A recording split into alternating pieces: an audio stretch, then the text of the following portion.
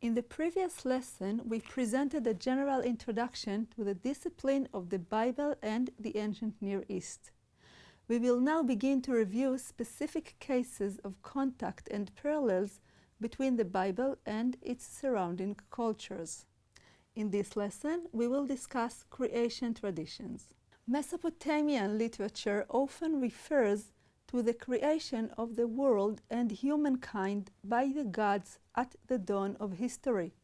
The most important and detailed creation myth is Enūma Eliš, an Akkadian composition which describes the creation of the world by the Babylonian god Marduk.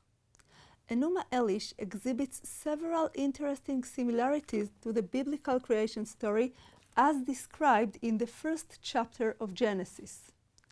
The name Enūma Eliš was given to this work after the two Akkadian words which open the story. The words Enūma Eliš mean when above. According to Enūma Eliš, the world's different elements came into being from the ancient sea. This sea is embodied as an enormous monster named Tiamat.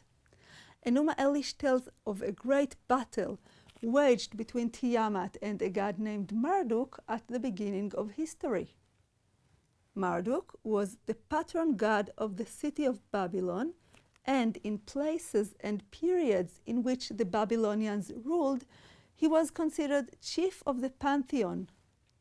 The story tells us how Marduk won the battle. After defeating and killing Tiamat, he ripped her body into two halves and used them to create the world.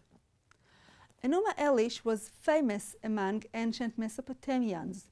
It was probably composed in the 2nd millennium BCE, and during the 1st millennium BCE, it was read annually in front of Marduk's statue as part of the New Year festival. Some scholars even believe that the myth was dramatized in the temple during the festival.